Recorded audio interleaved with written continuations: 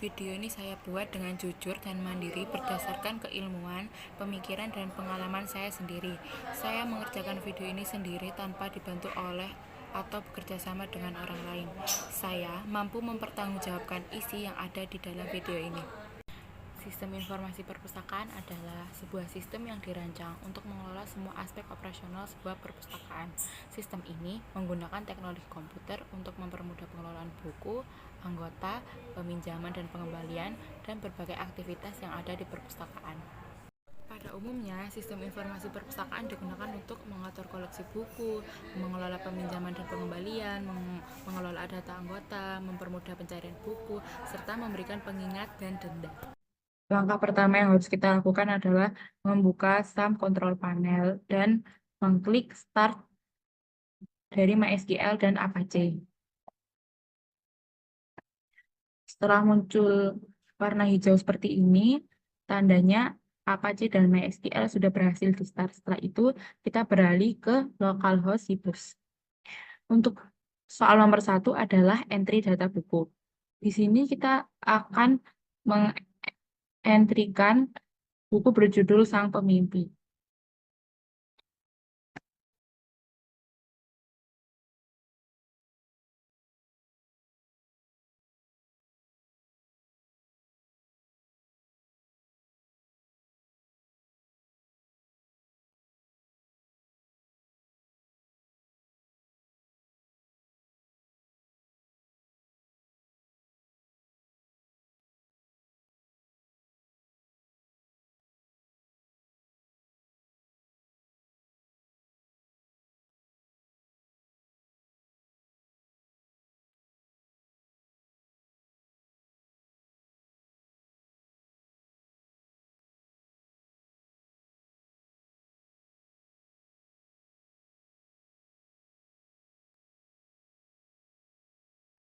Setelah itu, kita klik simpan.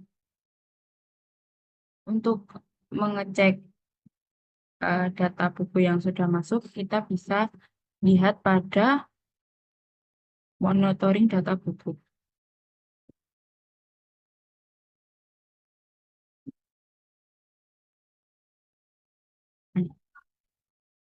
Ini sudah terinput buku Sang Pemimpi karya Andrea Hirata. Nomor 2 adalah edit data buku. Nah, kita akan mengedit data buku dari Sang Pemimpi yang barusan kita input tadi. Karena Sang Pemimpi belum memiliki kode buku, maka kita beri kode buku dengan T0050.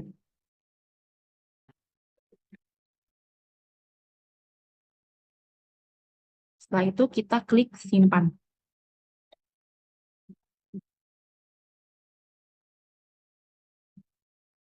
Bisa kita lihat di sini kita sudah berhasil mengedit data buku dengan menambahkan kode buku untuk judul Sang Pemimpi. Soal berikutnya adalah hapus data buku.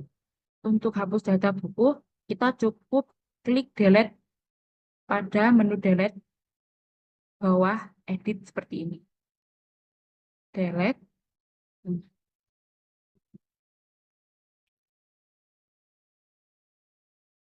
Data buku tersebut akan otomatis terhapus dari kolom dari tabel buku ini. Untuk soal nomor 4 adalah entry anggota. Entry data anggota.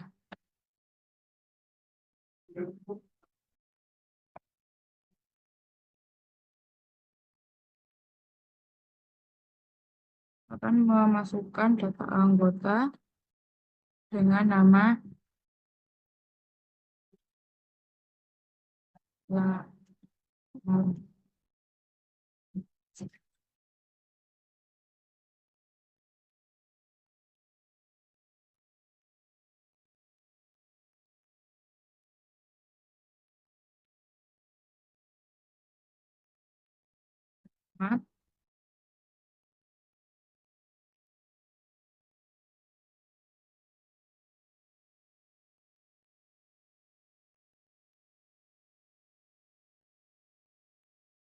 Setelah itu, kita klik simpan.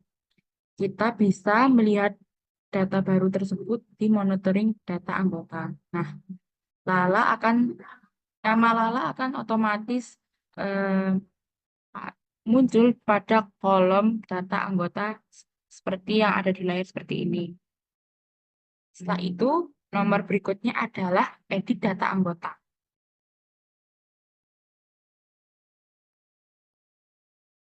Karena ini alamatnya belum lengkap, maka dari itu kita akan melengkapi alamat tersebut. Kita menambahkan nomor 30. Setelah kita mengedit data anggota, kita klik simpan lagi. Nah, jika sudah ada nomor 30 di dalam kolom, maka data anggota sudah berhasil diedit. Nomor selanjutnya adalah hapus anggota. Seperti hapus data buku, hapus data anggota cukup mengklik menu delete pada bagian yang ini. Kita klik delete. Nah, nama Lala akan otomatis terhapus dari tabel data anggota. Nomor selanjutnya adalah transaksi peminjaman. Untuk transaksi peminjaman, kita bisa klik kolom transaksi seperti ini, lalu kita klik peminjaman. Setelah itu, kita akan memasukkan kode anggota dengan A010 serta kode buku dengan TA006. Setelah itu, kita simpan. Nah, A010 dengan nama Duna. Nah, kode buku dengan TA0006 berjudul Buku Ajar Tumbuh Kembang Remaja dan Permasalahannya. Jika sudah muncul kolom dengan judul buku seperti ini dan nama peminjam, maka transaksi peminjaman sudah berhasil dilakukan.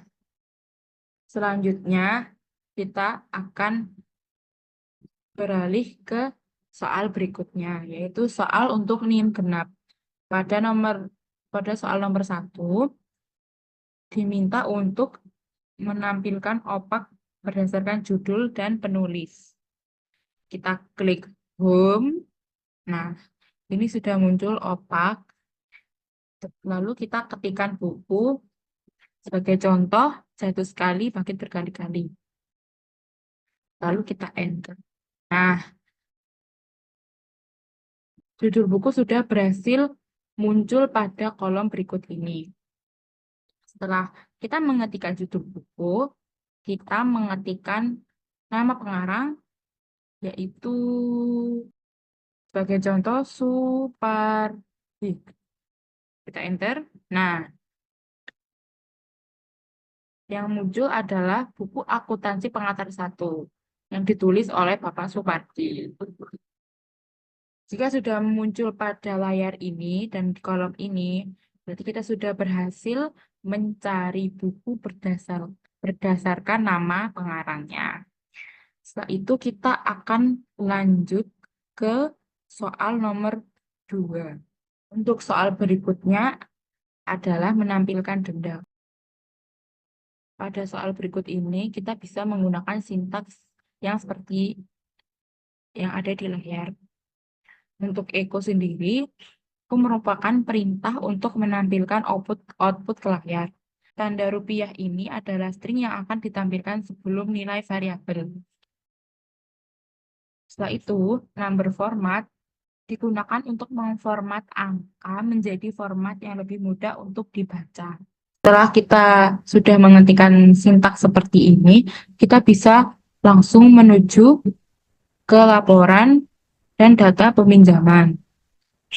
Nah, pada layar ini bisa kita lihat terdapat kolom yang berisikan nama anggota, judul buku, tanggal pinjam, hari, dan denda. Bisa kita lihat anggota bernama Aisyah sudah telat mengembalikan buku selama 1 hari. Seperti yang kita tahu, jangka waktu peminjaman buku adalah 7 hari, yang dimana Jika lewat dari 1 hari atau 8 hari akan dikenakan denda sebesar Rp500. Pada anggota yang barusan saja meminjam buku dan belum melewati waktu untuk mengembalikan buku, maka akan menampilkan denda sebesar Rp0. Seperti ini, anggota bernama Lani dan Duwina ini baru saja meminjam buku pada hari ini tanggal 22. Bisa dilihat pada kolom hari ini masih 0. Dalam kolom denda tertulis Rp0 karena pemustaka tersebut belum melewati batas waktu pengembalian atau peminjaman buku. Sekian penjelasan dari saya. Semoga bermanfaat. Wassalamualaikum warahmatullahi wabarakatuh.